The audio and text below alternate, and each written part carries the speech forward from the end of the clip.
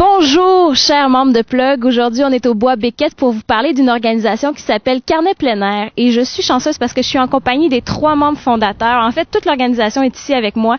J'ai Christian Franqueur, Stéphanie Franqueur, Pierre Doucet, Claudia Brochu et Diane Brochu.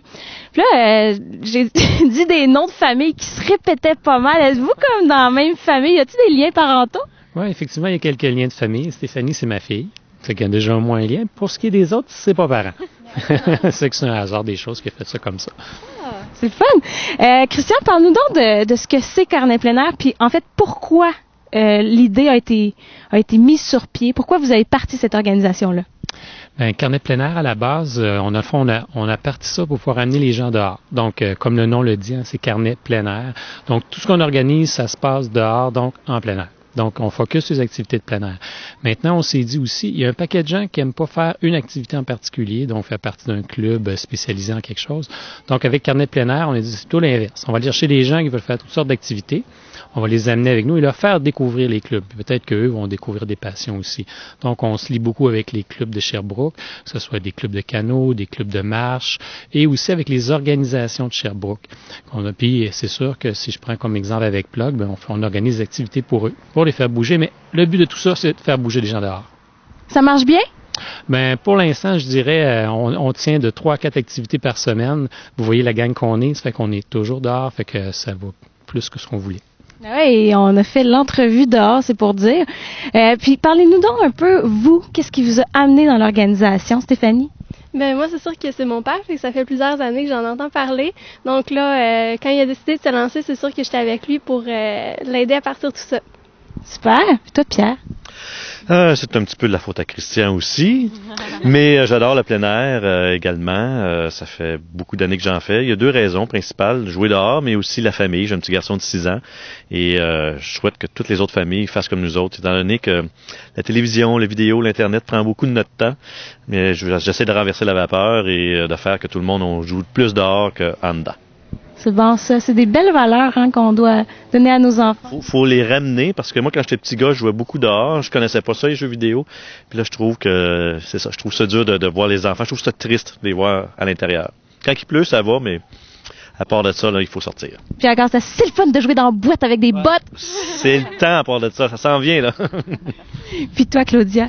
Ben moi, en fait, c'est aussi Christian et Stéphanie. Je connaissais déjà Stéphanie. Puis Christian m'avait parlé du projet pour mon stage que je suis en train de faire présentement. Donc, c'est ça, c'est pour le plein air. C'est bon, c'est parfait. Pour sortir. Ben oui, exactement. T'aimes ça? Ouais. Puis toi, Diane? Moi, c'est aussi Christian. Suite aux marches que j'organisais, m'a offert d'embarquer dans un carnet plein air, puis j'ai accepté. Je trouvais que c'était une bonne idée, puis c'est ça, c'est ce qui m'a emmené. C'est bon. Puis là, maintenant, en fait, c'est l'heure de la question à réponse courte. Je veux une réponse différente pour chacun. Vous avez 10 secondes de consultation. Êtes-vous prêts? Qu'est-ce que font les Sherbrookois l'été pour profiter pleinement du plein air? Caucus! Tout, tout, tout, tout, tout, tout, tout, tout, tout, tout, tout, tout, tout, tout, tout, tout. C'est terminé! C'est terminé! Maintenant, je vais aller prendre les réponses de chacun. On va commencer par le bout, Diane. Allô, moi, c'est la marche au parc Jean-Cartier. Ouais, en fait, c'est justement... C'est que j'organise justement chaque vendredi soir. On invite les gens de Plug à venir marcher. Oui, puis qui est appelé à se déplacer durant l'été. L'hiver aussi, je pense que vous marchez aussi? Oui, il y en a l'hiver aussi. Fait que c'est déjà, en ce moment, là, on peut le faire. Oui, depuis quelques mois. Super. Puis toi, Claudia? Moi, je dirais le parc Blanchard on est en train d'organiser une activité de kinball. Fait que kinball à l'extérieur. Parc Blanchard. Ouais. Et les Pâques. Pâques. Ah oui, ben il y a une chasse au trésor de Pâques. C'est vrai? Avec des cocos pis tout? Je sais pas si on va avoir des cocos, on va... OK. Oh, c'est un secret. Pâques, suivez ça! Il y a quelque chose au parc Blanchard! Ça va goûter le coco là. Oh, coco là. Ben oui, vas-y, toi. Moi, c'est tout ce qu'on fait en famille à Sherbrooke. Alors, il y a plein d'activités qu'on peut faire en famille. Hein. Du vélo, on peut faire de la marche, mais tout ce qui est alentour de la famille. Alors, j'invite toutes les familles à venir voir sur Plug les activités qui vont être animées et de joindre à nous autres. Dès ce printemps ou... Oui, dès maintenant. Excellent. Dès maintenant, c'est une invitation. Et Stéphanie? Toutes les activités nautiques, le canot, le kayak sur les rivières à Sherbrooke. On peut faire ça comme où, par exemple, principalement? À partir du parc Blanchard sur la rivière Saint-François.